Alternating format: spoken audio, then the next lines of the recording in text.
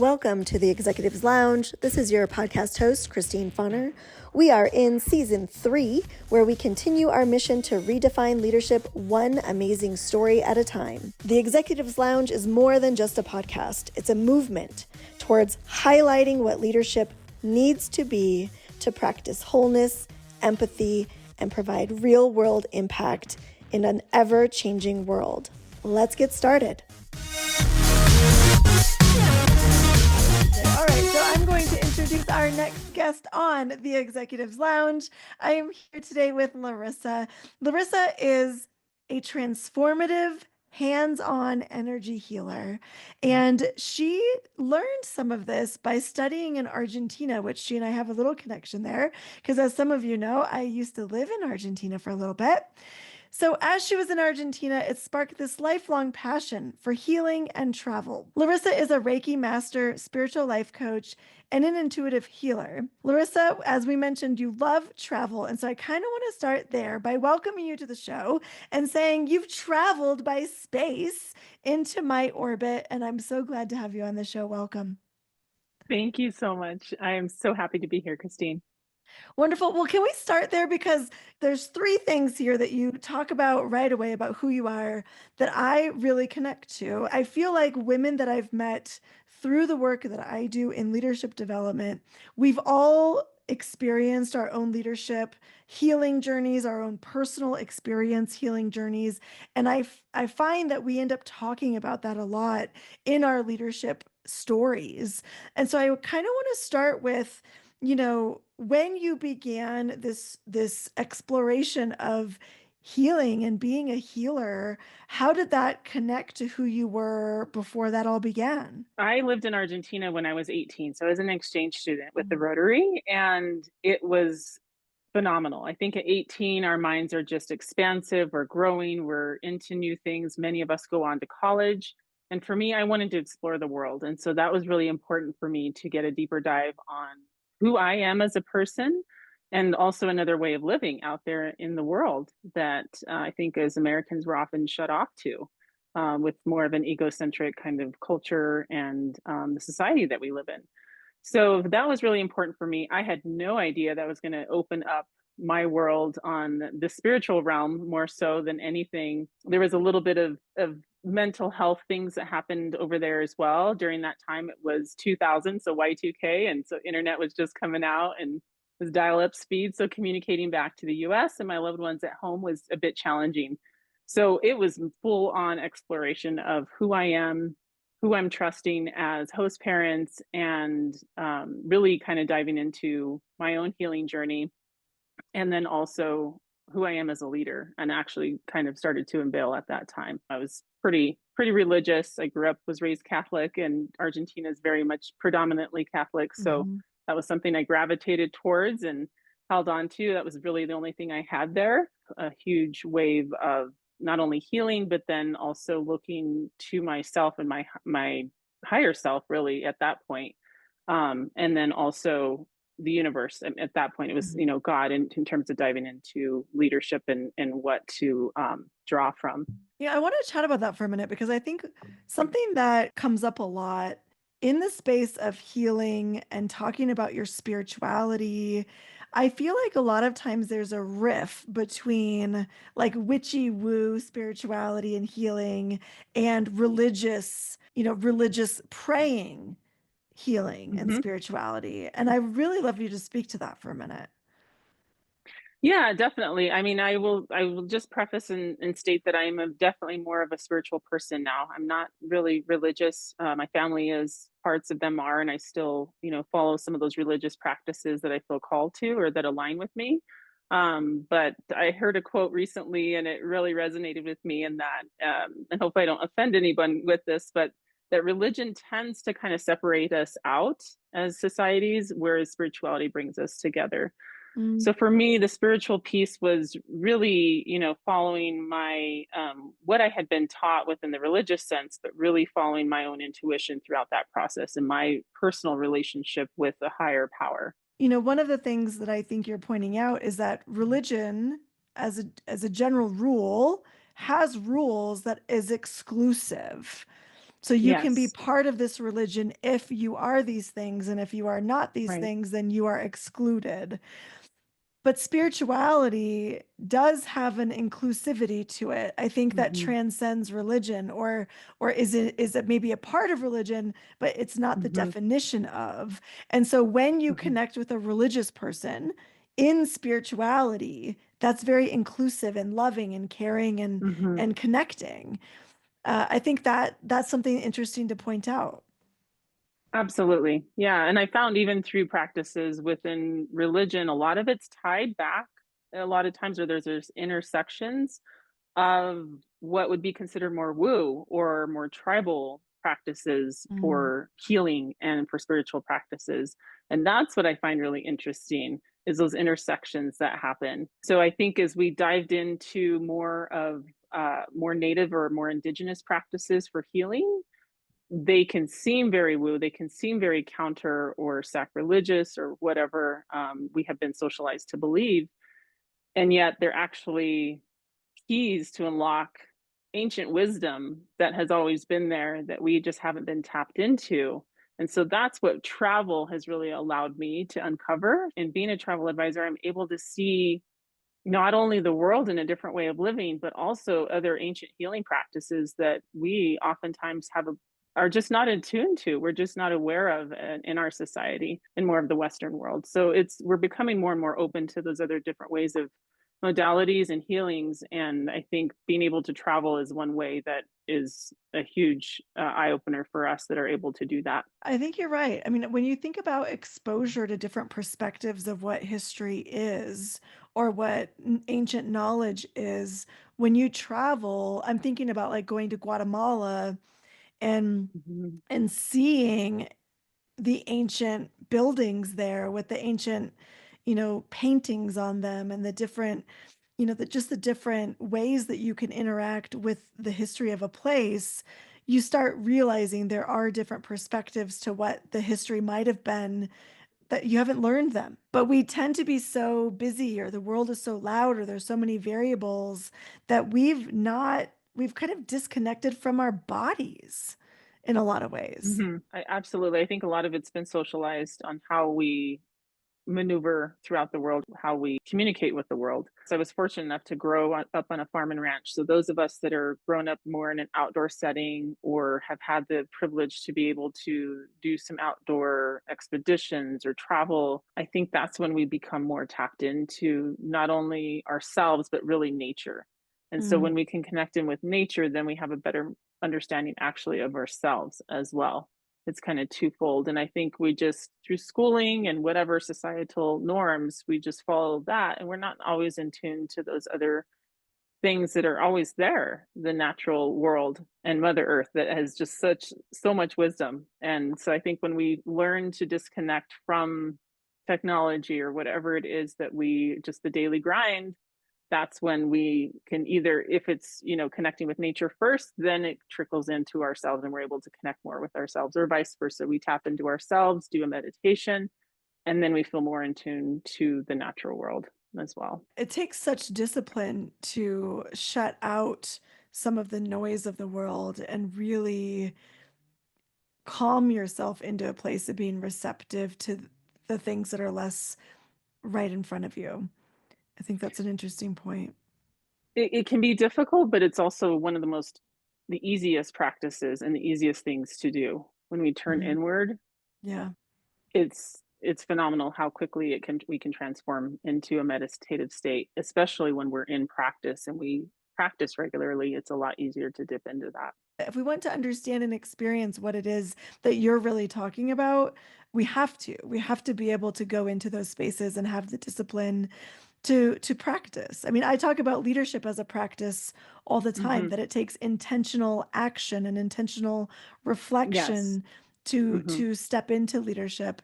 And I feel like when we're talking about spirituality or healing or reflection or ways that we can build practice for ourselves, for our own healthiness, our own wellness, that discipline is critical to be able to build. I think that we put so much pressure and stress on ourselves to have that discipline, But yet when we actually surrender and we relax into it, it's a lot easier to get there. You don't have Mm. to have a strict or rigid, ritual. You're making me think of like a whole box of like of things, right? Like I have some crystals, I have some feathers. Like, do I need to get those all out? Like, Yeah, no, no, not yeah. at all. I mean, you can connect just anywhere. You could be in Mhm. a busy, busy, busy airport and just take that moment to silence yourself, like close your eyes. And you kind of use that outside noise just as a meditative flow. And it becomes just part of where you're at, where you're Mm, fully present. So it's just coming back to being present. And sometimes yeah. it's as simple as being mindful of where you're at in this moment and then being in tune to those different things. Oh my gosh, I hear this conversation happening over here, or oh, they're calling for my flight's coming up, I need to start boarding soon. Whatever it is, but once we're actually able to kind of center ourselves, that's when we become more in tune, and it does become more and more Mm. easier the more we practice. Yeah, that is so true about everything in life, really. I want Yeah, to talk about your healing practice and your healing expertise because, if we think about back in 2000 to now, I mean, you've spent a few decades really developing expertise in your own practice, whether it's, through being a Reiki master or a life coach or intuitive healer. What is the focus right now that you're finding that you're kind of still expanding in? And where do you feel your healing practice over the years has gone? that's a great question. I will say it's become more intuitive. It definitely Mm. has. I have become, the more and more I've practiced and grown over these years, I've learned to trust my own intuition. Before, it used to be like, I need to learn how to be a massage therapist. I thought that was a calling of mine. I need to learn this other modality. I need to learn acupuncture. Acupuncturists have been tremendous in my own healing journey. Me Um, too. yeah, yeah, all these other different, modalities, and then I found Reiki, and I was like, "Oh my goodness, this is such a simple practice. I had no idea this was so powerful."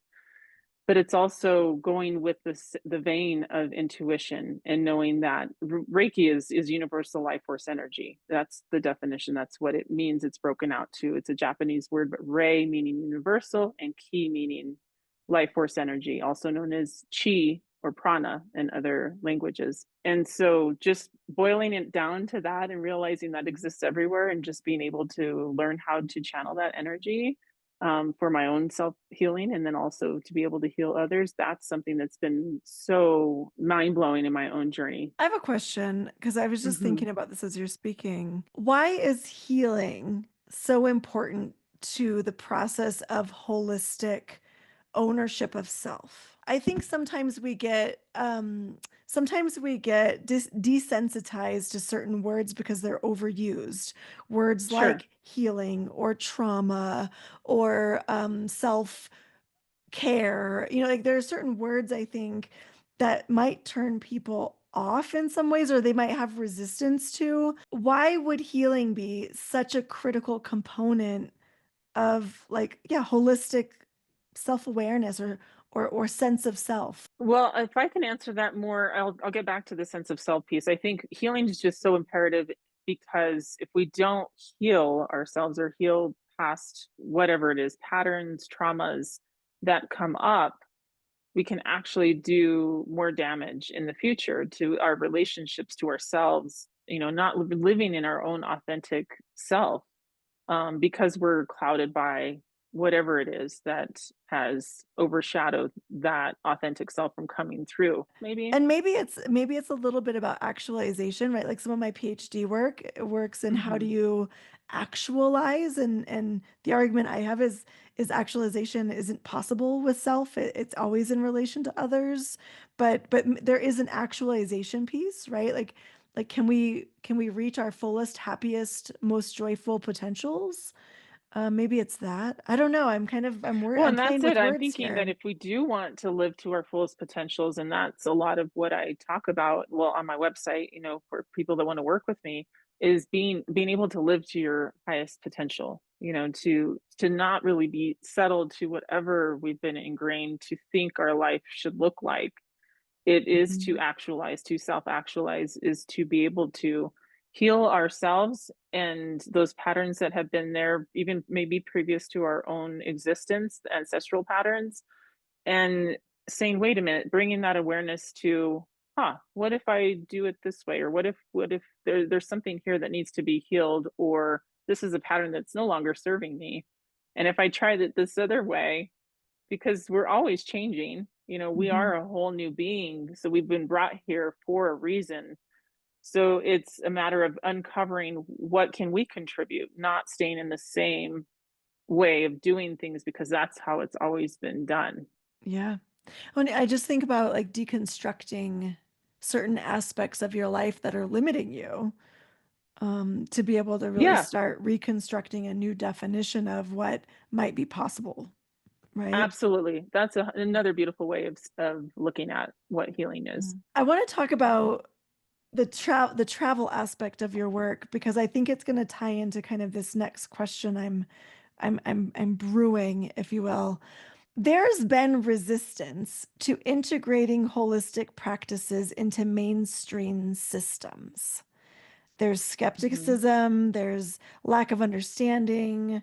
But then we look at things like uh, athletes who use breathing techniques to mhm, excel at their practice or excel at their sport, right? Your comment about traveling exposing you to new understandings and new perspectives of spirituality or of healing practice. And so I'm trying to put these two questions together where we have this kind of skepticism of what holistic healing practice is, or what holistic spiritual practice is in the mainstream world in corporate America. Yet we see it in our lives daily if we pay attention. If you were to advocate for it to be more mainstream through the travel aspect of your work, how would you do mhm. that? Well, one thing I want to say that you brought up as you're talking about this is that I do know from my own true experience in the Western world working with modern medicine and mainstream doctors that we are in this transformation of becoming more inclusive and having more holistic medicine in Western medicine. To that point, I saw the other day a sound healer in an ICU, a Yeah? video of it. It was a Oh, video of a okay. sound healer walking through the ICU Oh my and gosh, I doing love it. sound healing across these Yes. beds. And I was Yes. thinking, that's amazing. It is amazing. I've practiced Reiki on my own family members, my father before he passed, and my father-in-law in the hospital. And that has, I mean, I'm not bragging here, but that has been the thing that got them out. The doctors were Mhm. like, I have no idea what's going on. We ran a bunch of tests, we waited forever, and they had zero on it. And I just kept practicing. And sure enough, like soon after, we were able to leave. I sometimes reference this that when we start being able to explain the unexplainable with Hmm. science, it helps Yes. us understand Yes. that the unexplainable is not unexplainable at all. There is science. Yes, and there's becoming more and more awareness around that. Mhm. Yeah, absolutely. And I could spend an hour just breaking down Mhm. why that experience was able to help them on an energetic level. Going back to your question about travel and that expansiveness, I truly believe that when we're able to travel, whether it's for a vacation and we just want to go to Europe, let's say, because we've always wanted to go see the Eiffel Tower, for example, regardless if you're going to see the Eiffel Tower, you are going to see a different way of living. You're going to see people Mhm. from all over the world. And so, in that experience, you're going to see not only the Parisian way of living or somebody from France, you're also going to experience somebody from Asia that's visiting. For example, you'll start making friendships with other people, especially if you're on a guided tour. You're actually going with people that have similar interests and a similar mindset, and then you end up becoming best friends, and then you have a fellow friend that's from a whole nother part of the world, and that just bridges those cultures together and makes us a lot closer of a community. And then at that point, if we're really in tune to it and we're open to it, especially those of us that are into healing or self-care, things like that, wellness, what is that culture doing for self-care? What does that look like?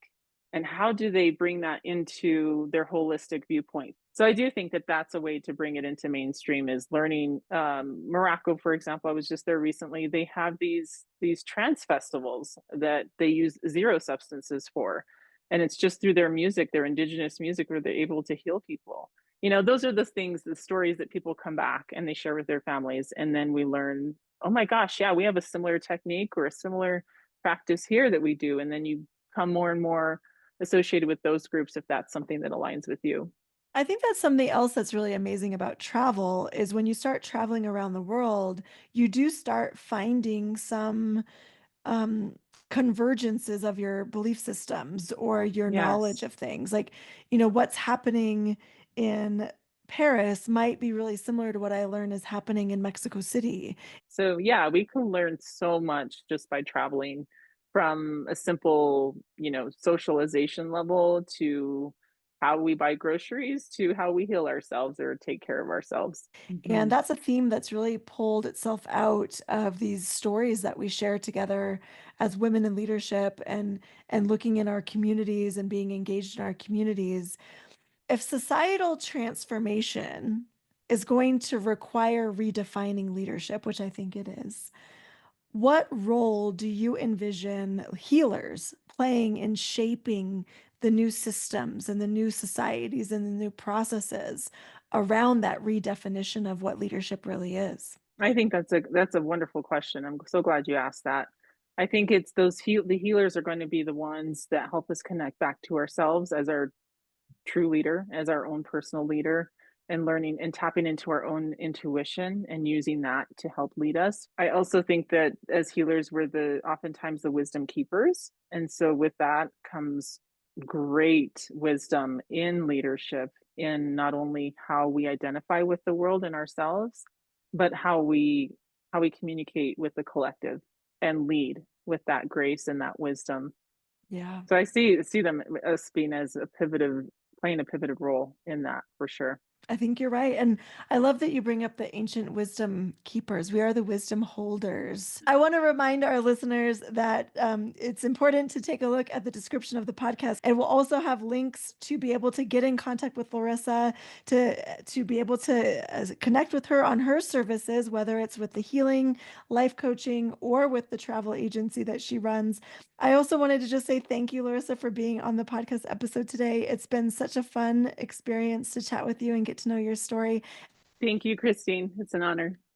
Thank you for joining us today on the Executives Lounge and the latest episode. You can find more information about Christine Fauner at christinefauner.com. And you can find more podcast episodes on Spotify, Apple, the website christinefauner.com/podcast, or LinkedIn.